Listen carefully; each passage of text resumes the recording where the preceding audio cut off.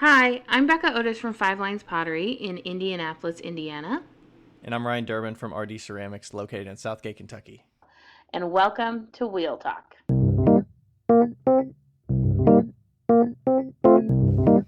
Hey guys, we've loved answering all of your questions so far. If you'd like to hear your question on the podcast, please send them to us on Instagram at Wheel Talk Podcast or by email to wheeltalkpodcast@gmail.com. Thanks.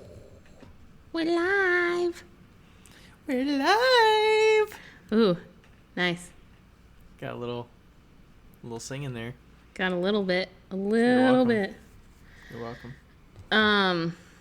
Hello. Hi, Becca. Hi. We're doing a short episode again today, and so we don't do a little intro or like talk about our lives on short episodes. So, but we do want to tell you that we have a Patreon, and if you want to join the Patreon and support us, you can. If you don't, that's fine too. All you got to do is Google Patreon Wheel Talk Podcast, and it comes up. Yep. There. We got and some it's also fun, in the show notes. Yeah, fun options between $3 a month and $25 a month. We do not currently have $25 a month, but you could be the Soldner out there that pays $25 a month, or you could be an Aspire. Yeah. I don't remember the other two, Brent, CXC, and Brent. Whisper. Yeah. Yeah. So we got fun wheel names on there for our different patron levels. So you should go check those out. Yeah. All right. For sure. Shall we? I think we shall. All right. So these questions are going to be very related to art shows because we always get a lot of art show questions. A lot of people out there wondering how to improve their, what they're doing and selling at shows. So let's answer a couple here today. The first one is, I have a question about shows. I sell primarily online, driving traffic to my Etsy, but I'd like to do some shows this year too. Any advice on how to find shows in your area and how to apply? I know of some shows locally, but have had a hard time finding a point of contact to apply. Some have terribly outdated websites with no information on how to become a vendor. Any advice on finding and applying to non-juried shows would be great. That's from Mud Grove Pottery. The best answer for that is we did 2 full episodes about this. You should refer to episodes 86 and 87. 86 is a lot about this specific question about applying for shows, how to find them, what you need to prepare for shows, and then 87 is a lot about specifically like making sure you have the stuff at the show, how you set up your booth, selling tactics, what else? I think it's a lot of that kind of stuff. Yeah. Becca's like, I don't know. But yeah, check out 86 and 87. And then there's you can look up other topics and stuff from our past episodes and see which ones are show related. We like to talk about shows here because that's my personal favorite way to sell. I don't know about Becca, yeah. But I have a lot of ways. I like shows. Yeah. All right. And then the next 2 are kind of similar. We got them from Curly Tail Studio and Bats Ceramics. Do you want to read those? Yeah, it says, you've done several show... Oh. What? Oh. You've done several shows. I think they meant to say shows. Oh, you've done several shows on setting up and what it takes to do an art show. What about how much stuff you take? Like how many bowls, cups, and bottles and stuff like. So what's the inventory that you take to a show? And then Bat Ceramics says, how many pieces do you bring to a vendor show? Yeah, so the first thing I need to consider is it a 1-day or 2-day show? Second factor, is it local or is it away from home? If it's local, you could always go back and get more stuff the second day. You can't get more stuff if it's the same day, but I don't know. How would you answer this? I'm curious how you would answer it before I do, because I've done a lot more shows lately than you have. But I think it's good. I always it's weird because like I haven't done a show where you just do one show. Like usually you have a season of shows, and so you start with a certain amount, and then whatever you lose in that show, you kind of like remake it. So you typically have the same amount of products, but I would say probably like Well, what I used to take was like 30 to 50 mugs, 30 cups, 30 to 50 wine glasses, like a few bowls, plants. Oh my God, plant steaks, hundreds of plant steaks. And then Hundreds. Wow. hundreds of plant steaks. And then like mise en place, and then small bowls, probably like 200 at the beginning, and then you kind of like. And what show format is this that you're talking about? Oh, this was like Art in the Park, and I had a 10 by 20 booth, so I had to fill up a fair amount. So maybe. And cut how that in long half. was this show? 3 days. 3-day show. Okay. But it wasn't a show that was like, everybody's coming to this show because we've advertised it. It's like, oh, we're in a tourist town, let's walk through that. So it's a little bit different, you know. Do you know how many people are coming to that show? Is it like 1,000 Probably 1,000 people walk through it. for the 3 days or per day? Probably, I don't know, for the 3 days. Yeah. Okay. Yeah, I'm probably similar in the pieces. Let's see. So if I'm doing a 1-day show, take a little less work, but I'll probably take about 25 bottles, oil bottles, about 60 spoon rests, maybe 75. Yeah. About 50 mugs, 60 mugs. Mugs are going to sell the best for me. Shot glasses, I'll probably take about 75 of those. Bowls, 25. I'm not selling a lot of bowls. What else is on the table? Berry bowls, I'm taking maybe 10. I'm not going to sell many of those. The planters, I'll take like 6 or 8. I'm not going to sell a lot of those. And then I think that pretty much rounds out everything that I take. Like, I've found these days I don't really take plates anymore to shows. They just take up too much table space, and I don't sell them well. Yeah. And honestly, I don't like making them very much. So, like, in total, I probably have 15 finished plates in my inventory and maybe 20 plates that are bisqued that are not glazed. And I have none in the works. Like, I have made 0 plates this year, I think. So, like, it's not something I enjoy making, so I'm not going to put it out there.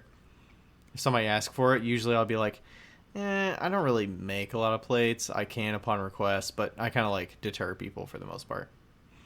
So, no plates out there. I might have a couple pitchers and a couple vases or something large like that. That's a 1-day show. If it's a 2-day show, like this past weekend, you know, I took probably 100 spoon rests, 125 shot glasses, 35 40 oil bottles, 75 80 mugs. You know, you just increase each one of those by about 30%, and that's kind of what I take. So it's pretty typical. Also depends on like how many different pieces you make. Like, you know, what are you displaying? Do you have a lot of the same glazes and you just have duplicates of the same thing? You know? Oh, yeah.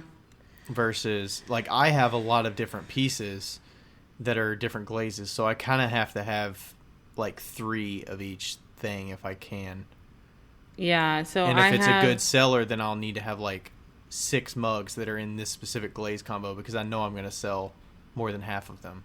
Yeah. I'm missing out on sales if I don't.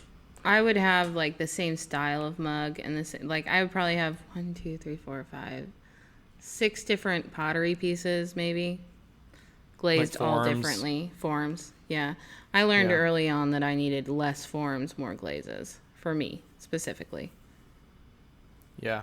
I have a lot of glazes. Combo wise, I mean, if we're talking mugs, I probably have 15 different glaze combos of mugs. If you include like the different clay bodies, it's probably 15 different. Like, it might be close to that. Yeah. So, yeah. All right. Does that answer that question? I think it does. I think so. I mean, always bring more than you need. You're going to figure out by the end of the day what you have to pack up, and you're going to be like, you know what? I fucking hate packing up bowls because I always hate packing up bowls at the end of every show. So I'm like, all right, bring a little bit less bowls because I don't want to spend the time packing those. Yeah. So, the more you bring out, the better you'll be at packing stuff up. The more efficient you want to be at packing stuff up. So Yeah. you can, adjust as you may. And then you'll figure out which shows you sell certain forms at and which shows, you can leave those things at home. So. Yeah. All right. And then the last question comes from Jess Lee Pottery, which actually was what we answered a question from her on the last short episode. This is, what's the best-selling piece that you should offer at markets besides mugs? I recently made ramen bowls, tall and deep bowls with slots for chopsticks that have sold almost instantly at the last couple of markets. Do you guys have pieces that instantly sell? I don't. You don't? I mean, well, I guess you're at the mise your en other place shows. Yeah. and the... And can you explain what mise en place bowls are? Oh, mise en place are like small bowls that are just pinch pots that are small bowls. And I used to sell them for 3 for $10.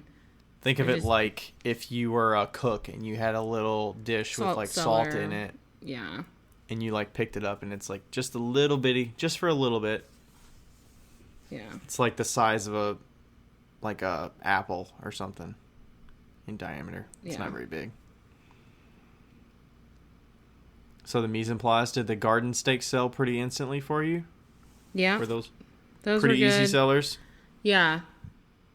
I haven't done like an actual regular show in such a long time, so I feel like I'm a little outdated, What about wine glasses? Wine glasses do well for you probably, right? Yeah, but it takes some time, and those take a little bit of selling. They take a little because they're not completely obvious. Yeah. What they are. Yeah.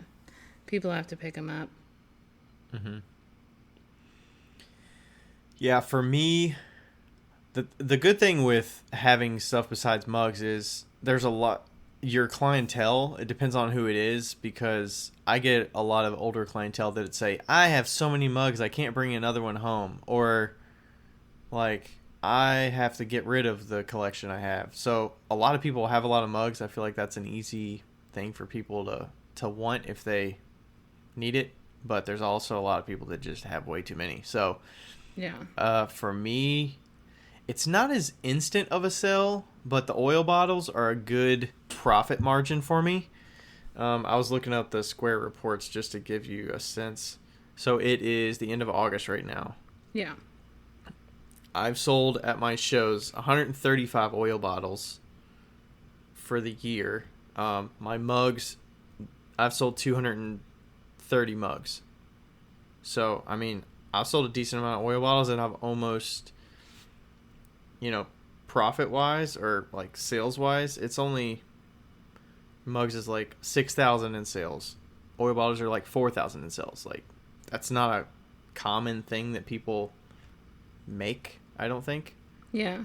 It's kind of a niche thing, and people are willing to pay for it, because it's like, hey, this can be for olive oil, or it could be for, like, dish soap. So that's a good conversation starter. And it's not like an instant sell, but it's like, oh, that would look nice on my, counter or whatever. And then the other one I would say is the spoon rests. So I've sold more than $4,000 worth in spoon rests, and those are $15 a pop. Like, those are easy. Your price spoon points. rests are like a phenomenon. You're like, I don't understand it, but I don't understand the spoon rests. Like, I don't. That's almost 300 spoon rests, 290 something spoon rests for the year. That's a lot. And then the shot glasses. Those are my other suggestion. I don't know. Some people would say, like, the smaller items can slow you down. That, like, okay, you spend a lot of time making them because you have to make so much quantity to make it profitable and to, like, keep up, because, like right now I'm finding myself, drowning and having to, not drowning, but I'm having to spend a lot of time this week, like, making more shot glasses to restock and getting ahead of the game and making some more spoon rests so that I have some in the backlog for when I run out at my next couple shows. So, I mean, they do take time away, but they're easy sellers. Like, I'm missing out on money if I don't have, 6 of these spoon rests that are in a speckled white glaze, because I know I'm going to sell most of those at a show if I have them. Mm-hmm. You know, when there's pieces that are like, or glaze combos, when you're thinking, all right, this sells almost every single time. That's why I make note of like what glazes I have on my pieces when I ring people up, because that's one of the easiest things to keep track of, besides like the forms that you're selling, like what colors are selling really well. I don't know. Did you ever keep track of colors at all, or did you just kind of eyeball it? I had so many colors. I Yeah. tried. Like, there was like, I tried for like 3 weeks, and I was like, I can't do this. Did you tend to just restock? It was just kind of like eyeballing it, because you never wrapped all your pieces individually or anything. So like you could look at the bin when you took it home and see like all the different colors of certain things Yeah. and see which ones you were out of. Kind of, I guess. I mean, I just kind of threw them all together. I never really organized anything, so. But did you ever think of it as, okay, if I get some in these colors, they're going to sell? Or Yeah, like usually Like, I'm red pretty sell, confident. and like, yeah, like you figure out what ones people gravitate towards, like blues and greens and reds. I feel like are all pretty popular. Yeah. And I don't feel like a sellout, because I'm like, I know this color is going to sell well. And Yeah. I like doing it, so I'm going to glaze a bunch in this. It's like, you Yeah. know, I see it as a profit. You know what happened that was funny at the show that I just had? I was selling a bunch of oil bottles, right? And the last day I typically keep a bin right underneath where the bottles are so that I can pull from it when something sells, so I can keep it stocked. And I was packing up, and I took a bin down, and I had a bin right under it that had another 6 bottles under it that I was like, oh man, these are like good quality bottles that I should have put out that I forgot about. So I was like, damn it, I missed out on probably like 3 or 4 of these that could have sold because I didn't realize I still had them Yeah. under the table. So, but I was like, I'll have them for the next show. But, you know, I sold a lot of them at this last show, and it was great. Yeah. Yeah, the oil bottles sell really well. Why did you think the price point of those were so much higher? I don't know. I don't know why I thought they were really high. I Because like my maybe- pitchers aren't much. I mean, my serving bowls are like the price that you thought the bottles were. You thought the bottles were like $60. I did. My serving bowls are like $70. Yeah. They're only like 4-pound serving bowls, so Which they're not, makes like, so that much big, more but- sense why they sell so well, because I thought they were so much more expensive. I mean, maybe I'll have to up the price next year a little bit. Right now they start at $34. They actually were last year. They were 28. Hold on. Last year they were 32. And then you could get a pair for 60. But I stopped the pair for 60 discount because I could sell so many of them that I didn't need to give a pair discount anymore. Yeah. Pair as in like pick That two. must have been not, what I thought it was. Yeah. Yeah. Pick 2 of any kind, not necessarily like 2 of the same exact one, because I don't make any of them identical. But yeah, so maybe I'll up it again next year. Yeah, I think you need to just experiment a little bit. I mean, maybe don't go overboard and make 60 of something if you've never made it before. Like we were talking about, you know, the spoon rests or soap dishes. You know, make some spoon rests. I got a video on my Instagram if you want to see how I make mine. There's plenty of people that need spoon rests out there, so give that a go. See what you think. You know, the soap dishes, I've never made them. I think you found success with them, but Yeah. I don't know. Are there certain pieces it shows that you sell that are not kind of like the typical ones that... Sponge holders always did really well for me. And Sponge those holders, were what price point? 18 at the end, 18. And then, let's see what else. Well, the pinch pots were great, and they always will be. Those were 3 for $18, I want to say.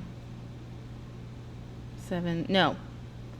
They were $8 each or 3 for 20 at the end. Yes. Okay. I think. Oh gosh, I can't even remember. They started out as $6 each or 5 or 3 for 15. And then the mise en place, because people can like rifle through them, you know, if people can touch stuff and like in a basket, Oh, that's always great. good. That's the spoon rests. My spoon rests are like Yeah. records in a bin. Like people can flip through them and they can see the colors and they're like, "Ooh, stumble upon this one that looks good." Yeah. And yeah, that was good. And then like obviously the garden stakes, like people had to search through those as well. They were better. I think it's when they probably were, like, just visible. good placement for having somebody at your table that's like busy doing something. Similar with like the shot glasses that people are digging through and looking around, and it's nice to have somebody at your table where it's not just you if Yeah. customers are kind of coming around. Yeah. Yeah.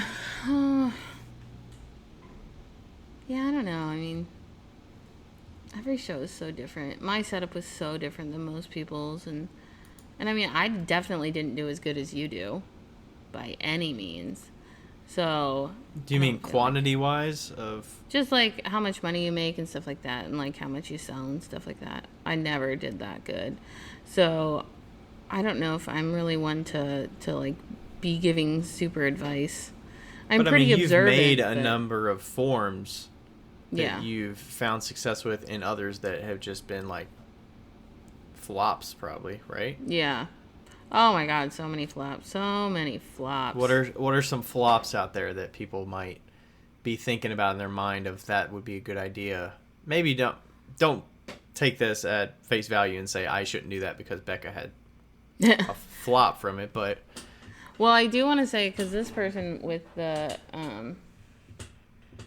this person in the question said that she had those ramen bowls, and I think those are really good. Like, people like those. So that's a great item, especially because ramen's so popular right now. And I'm looking up their work actually.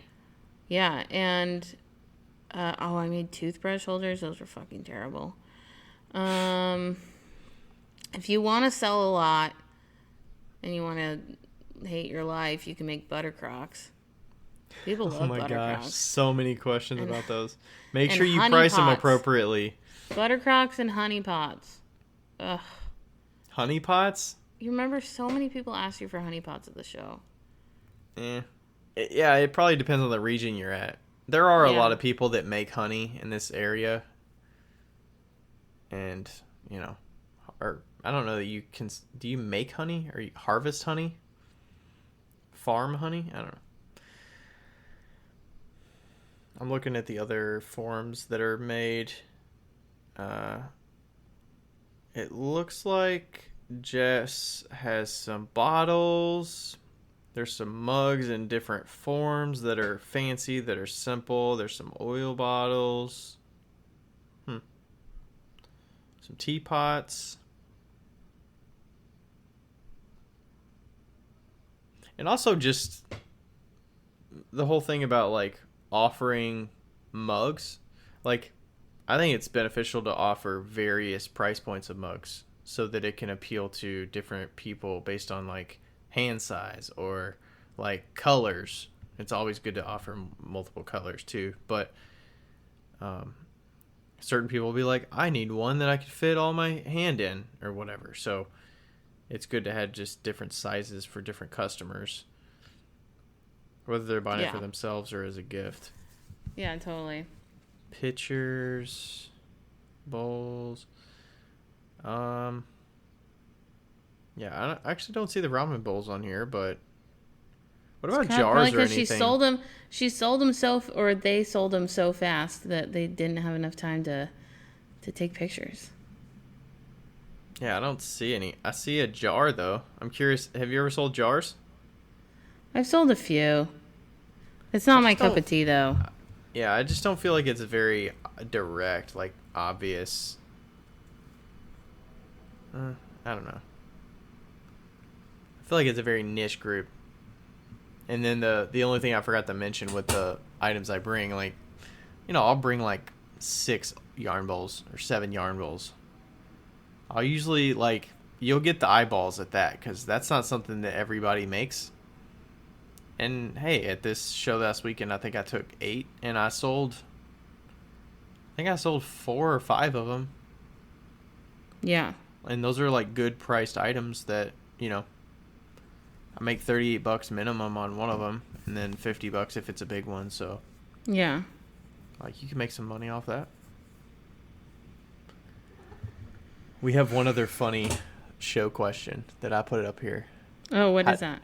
How do you deal with other vendors at shows and markets who want to trade merch, especially when you don't want what they're peddling? That's from Lost City Ceramics. Oh my God, do you know what's funny is that when I was at the Danny Meisinger workshop, you remembered his name. I know, I'm impressed with myself. He asked the same question. He's like, I've definitely done pity trades. And he's like, how do you get away from pity trades? And I was like, you say no. You say, no, I don't trade. Yeah, what about the so usually that situation would be when they're coming to visit your booth, right? Mm-hmm. So they're kind of on your turf. Pulling a Becca here. Oh, yawning. His yawns are silent. You didn't hear it, though. You didn't hear it. His yawns are silent. Very subtle. So I was thinking, like, oh yeah, I haven't made it over to your booth. Let me think about it, and I'll swing by and see what you got. Like, that's not a commitment. That's like, let me come by, see your stuff, and I'll let you know, kind of thing. Yeah. Or just say, like, I'm not really, like, we're kind of at capacity with our collection right now. I say that a lot because, like, people are always like they I'm getting sell more mugs or something, and it's not even that I don't like their stuff. Like, if you've been listening for a while, I don't actually collect pottery. Like, you don't have many. Like, it has to really be something that you really want. Yeah, it has to, like, really make sense, and so I'll just be like, you know what, I don't, I don't need it. Like, I love it, but I don't need it. What about the flip side of it? How do you, if you're interested in a trade, how do you initiate a trade? I always say, I would love this, and if you're interested in trading, I'm 100% down for trading. If not, I'm absolutely willing to pay for it. There you go. And I think that everybody should be approached that way. I think if you're wanting to trade for something, you have to be willing to pay. Yeah. Don't say it. Don't put the offer out there if you're not willing to pay for it. Like, yeah. I'm only interested in this if I could trade for it. Yeah. Because that devalues what they have. Yeah, if somebody knows who I am going into a show, like at your backyard show, everybody's like, oh my God, I love your stuff. Or like, I follow you, blah, blah, blah. I will be like, well, we can trade. If you like it that much, we could trade. We can trade. There's negotiations that can happen here. I'm always down for trade, but those are special occasions too, because like, that's a pretty intimate that's setting. A very intimate setting. If you're at a 160 booth setup where you're only going to see them once that weekend, you're only going to see them again if you go visit their booth, then like, you kind of have to follow through on that trade, So it's I don't know that I've ever actually initiated a trade, because I always feel guilty, because I'm somebody that has the money that can spend on something if I want to spend on it. And if somebody offers to trade with me and I'm totally cool with it, like, I'll usually accept it and like trade with them. But like, I feel a little icky asking for a trade unless it's somebody I know. Like, that's kind of cool, but yeah. Yeah, trading's tough. Like, trading's just fucking tough, Especially if they like do it for a living. Like, it feels like kind of, I don't know. If they do it for a living, a trade to me just seems like, Like, I don't need more pottery. I do this for a living. If it's a potter, I'm guessing. Yeah. I usually don't offer to trade unless asked. Like, or I don't know, I like find a mutual person. But I have had people that are like, oh, do you want to trade? I was like, no, not really. I don't need shit right now. I don't say that. I don't need stuff that I don't need right now. That's usually what I say. Yeah. Especially if you don't even know what their booth looks like. Like, you don't even know what they make. It's like, hey, fellow potter, are you down to trade? It's like, I haven't even seen your stuff. Yeah. I don't even know what you got. I have done a few pity trades. I have. But, you can always give them as gifts. That's also a quality thing. There you go. You can always give a trade as gift. But I tend to focus trading more towards food. I'm more of a food trader. And is that a reciprocal thing? Is that like you continue to trade for food? Or is it like you do the pottery thing at one time and you kind of like get food over a long period of time? No, usually when I would do the farmers markets, the person that did the bakery, she loved my stuff. And so I'd be like, shop around, tell me how much you got, and then I'll get that much in cake. The thing is, I'm much more comfortable with that because like I don't feel as bad about that. I don't know. Maybe I'm just devaluing. Maybe it's also because their items are cheaper items and you get quantity. Oh, not this cake. Like, but if you're giving them a mug, you're getting a cake that's like more than $30 retail. I mean, her slices are $9. Okay, so you're getting 2 slices for a mug or something, right? Yeah. Yeah, I mean, you're still on the upper end of that value there. Like, yeah. I feel like when you're in that scenario and you're getting like food or like farmers market stuff, like I feel totally cool with doing something like that. Yeah. Because you're like getting something out of it that's like handmade and yeah, it's food that I would not normally spend retail for because I'm not that fancy. But yeah, man, I was doing a show a few weeks ago and it was the end of it. It was kind of a hot day, so some people didn't sell as much stuff. And there was a woman beside me. She had like cupcakes and they were like melting a little bit, so she gave me like 4 free cupcakes just because a lot of those people that do bakers and stuff like that, like they just throw stuff away or they're like they're not eating it because they do it all the time, so they usually just give it to other vendors. And then there's a woman with bread and stuff, so she gave us like a baguette. So I got free baguette, free cupcakes, 4 cupcakes, and then the guy next to me had summer squash pizzas that I bought from actually, and then he gave me some extra like muffins or something, like zucchini chocolate chip muffins. So I reeled it in that day. Yeah.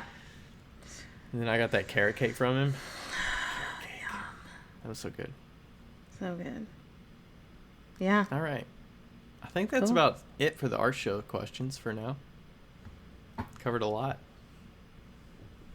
Yes, go back and listen to episode 86 and 87. I will answer a lot of your art show questions, I'm sure.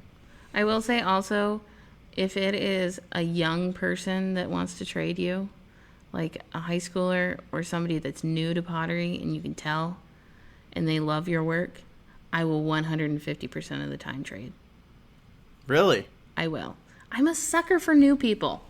And I'm like, why is that? You know what? I don't know. I think it's because Is it because they're like, are they, do you think there's a confidence there that they don't feel guilty about asking for the trade? Yeah. So you feel like, hey, you had the balls to come up and ask me for a trade.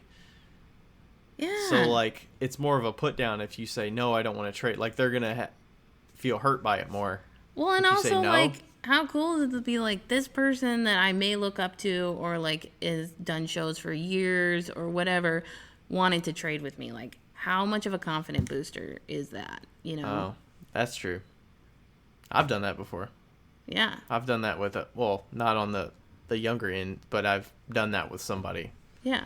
I wouldn't really call that a pity trade, though. I'd call that like a confidence booster trade. I don't know. Confidence booster trade. Yes. Yeah. For sure. Just thought I'd end this with that. Yeah. Yeah. Nice. Cool. All right. Sweet. Later. All right. Bye. Bye. Yo, yiggity yo. It's Becca here. Hey, just so you know, thank you for listening. And also, we have... What do we have again? A Patreon. We have a Patreon that you should go, and if you want to donate to, you could donate to it. If you don't, that's cool too. But just Google Wheel Talk Podcast Patreon.